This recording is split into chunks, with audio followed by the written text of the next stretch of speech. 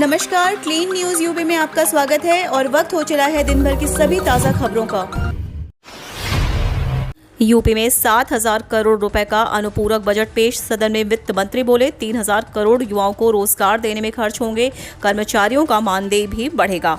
उत्तर प्रदेश विधानसभा में वित्त मंत्री सुरेश खन्ना ने 7,301 करोड़ का अनुपूरक बजट पेश किया।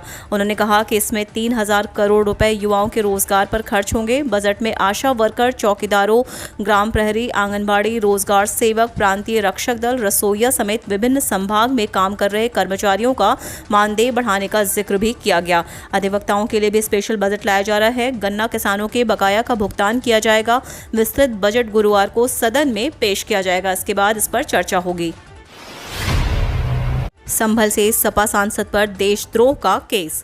शफीक उर रहमान ने तालिबानियों की तुलना स्वतंत्रता संग्राम सेनानियों से की। कहा था तालिबान ने अपने देश को आज़ाद कराया। उत्तर प्रदेश में संभल से सपा सांसद डॉक्टर शफीक उर रहमान बर्क के खिलाफ देशद्रोह का केस दर्ज किया गया है। बर्क पर भड़काऊ बयान देने और आतंकी संगठन तालिबान का समर्थन करने का आरोप है। बर्क ने सोमवार को तालिबानियों की तुलना स्वतंत्रता संग्राम सेनानियों से की थी। कहा था जैसे हिंदुस्तान ने अंग्रेजों से आज़ादी की लड़ाई लड़ी थी, वैसे ही तालिबान अफगानिस्तान में अमेरिका से आज़ादी की लड़ाई लड़ रहा है। तालिबान ने अपने देश को आजाद कराया है। इलाहाबाद विश्वविद्यालय में भर्ती असिस्टेंट प्रोफेसर के सीधे इंटरव्यू से भर्ती, लिखित परीक्षा लेने का फैसला पलटा। शिक्षकों के 595 और गैर शैक्षणिक के 632 पद भी जल्द भरे जाएंगे। इलाहाबाद विश्वविद्यालय में सीधे इंटरव्यू के जरिए ही असिस्टेंट प्रोफेसर के पदों पर भर्ती होगी। विश्वविद्यालय की कार्य परिषद ने मंगलवार को एकेडमिक काउंसिल के फैसले को पलट दिया। इसके मुताबिक असिस्टेंट प्रोफेसर के पदों पर ही भर्ती के लिए कोई लिखित परीक्षा नहीं होगी। कार्य परिषद ने इसी के साथ रिक्त पड़े 595 शिक्षकों के पदों पर भर्ती की मंजूरी भी दे दी है। इनमें 357 असिस्टेंट प्रोफेसर, 168 एसोसिएट प्रोफेसर और 78 प्रोफेसर के पदों पर भर्ती होनी है। जल्द ही इसके लिए विज्ञापन जारी होगा। रिटायर्ड जवानों के रोजगार पर संकट। सरकार की ई मार्केट नीति से सुरक्षा के क्षेत्र में घट रही भूतपूर्व सैनिकों की भागीदारी। मामूली सर्विस चार्ज पर काम हथिया ले रही प्राइवेट एजेंसियां। सरकारी क्षेत्र में सेवा से लेकर खरीद तक में लागू गवर्नमेंट ई मार्केट व्यवस्था भूतपूर्व सैनिकों के रोजगार पर चोट कर रही है। इस प्लेटफॉर्म पर कोई सर्विस चार्ज तय न होने की वजह से सुरक्षा से जुड़ी प्राइवेट एजेंसियां कम कमीशन पर काम हथिया रही हैं। इसकी वजह से इस सेक्टर में रिटायर्ड जवानों की भागीदारी घटती जा रही है। उत्तर प्रदेश में 900 रुपए के करीब पहुंचा घरेलू गैस सिलेंडर।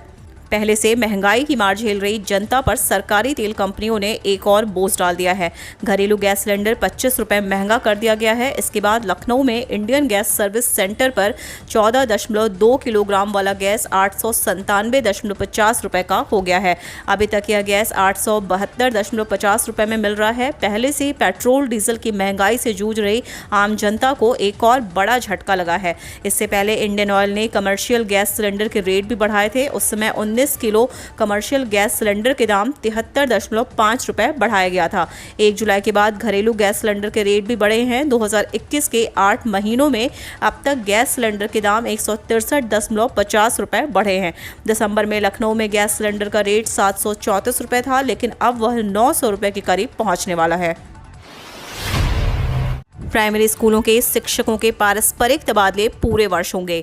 सरकारी प्राइमरी स्कूलों के शिक्षकों के पारस्परिक तबादले अब पूरे वर्ष होंगे। वहीं जिले के अंदर 2 चरणों में तबादले होंगे।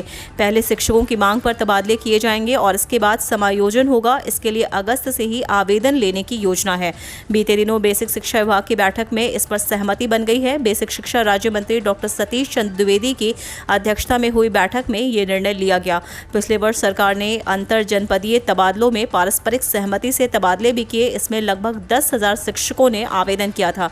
इसमें तबादले के लिए निर्धारित पात्रता दोनों ही शिक्षकों पर मान्य होगी। इसके अनुसार एक समान काडर के शिक्षक आपसी सहमति से पारस्परिक तबादले ले सकेंगे।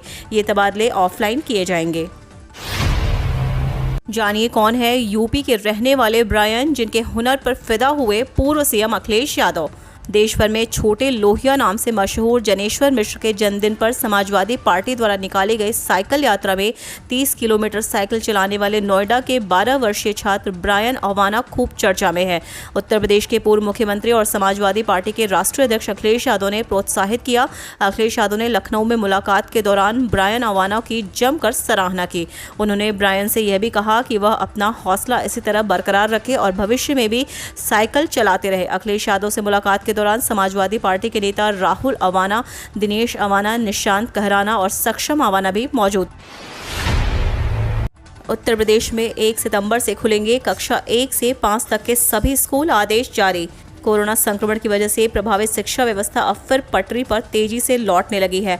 उत्तर प्रदेश में सरकार ने 23 अगस्त से जूनियर हाई स्कूलों में कक्षा 6 से 8 तक की पढ़ाई शुरू करने की घोषणा के बाद 1 सितंबर से कक्षा 1 से 5 तक के सभी बोर्डों के प्राथमिक स्कूल खोलने के आदेश जारी कर दिए हैं। राज्य में 16 अगस्त से ही माध्यमिक, उच्च प्राविधिक और व्यावसायिक शिक्षण संस्थानों में 50% क्षमता के साथ क्लास शुरू कर दी गई है। उत्तर प्रदेश में कक्षा 1 से 5 तक के स्कूल 1 सितंबर से खुलेंगे। कक्षा 6 से 8 तक के स्कूलों में भी रक्षाबंधन के बाद 23 अगस्त से पढ़ाई शुरू होगी। मुख्यमंत्री योगी आदित्यनाथ के स्कूल खोले जाने के निर्देश के बाद बुधवार को शासन ने आदेश जारी कर दिए हैं। राज्य सरकार ने इन संस्थानों में 50% क्षमता व 2 पालियों में पढ़ाई करवाने के निर्देश दिए हैं। ये आदेश सभी बोर्ड के स्कूलों पर लागू होगा। महिलाओं को ड्राइविंग लाइसेंस बनवाने में मिलेगी 25% की छूट। मिशन शक्ति अभियान के तहत परिवहन विभाग ने महिलाओं की भी सुध ली है। शासन के दिशा निर्देश पर परिवहन विभाग ने महिलाओं को भी दक्ष वाहन चालक बनाने का निर्णय लिया है, ताकि महिलाएं भी यातायात के नियमों के आधार पर कुशलता के साथ वाहन चला सके व अपने पैरों पर खड़े होकर पूरी तरह आत्मनिर्भर बन सके। प्रथम चरण में महिलाओं को प्रशिक्षित करने के लिए परिवहन विभाग ने गीडा और भैंसा बाजार स्थित 2 ड्राइवर प्रशिक्षण केंद्र को नामित किया है। इन केंद्रों में प्रशिक्षण प्राप्त करने वाली महिलाओं को निर्धारित शुल्क में 25% की छूट मिलेगी। इसके अलावा प्रशिक्षु महिलाओं को घर से प्रशिक्षण केंद्र लाने और वापस छोड़ने की जिम्मेदारी भी केंद्र संचालक की होगी। परिवहन विभाग की पहल पर ड्राइवर प्रशिक्षण केंद्रों ने अपनी सहमति भी जताई है। टिकैत का आदेश मामले को जल्द निपटा दे, नहीं तो मंत्री संजीव बालियाना को शहर में पैर नहीं रखने देंगे। भारतीय किसान यूनियन के मासिक पंचायत में भाकियू अध्यक्ष चौधरी नरेश टिकैत ने किसानों से 5 सितंबर को मुजफ्फरनगर में होने वाले संयुक्त किसान मोर्चा की महापंचायत को सफल बनाने का आह्वान किया है। वहीं विधायक उमेश मलिक के प्रकरण में कहा कि बालियान खाप के मुखिया के नाते हम मंत्री संजीव बालियान को आदेश देते हैं कि वो इस मामले को जल्द निपटा दे, नहीं तो शहर में पैर नहीं रखने देंगे। हम रोज़ ऐसी ही न्यूज़ लाते रहेंगे। यदि आपने अभी तक क्लीन न्यूज़ यूपी को सब्सक्राइब नहीं किया है तो फटाफट सब्सक्राइब कर ले, साथ ही बेल आइकन को दबा दें ताकि कोई भी अपडेट मिस ना हो।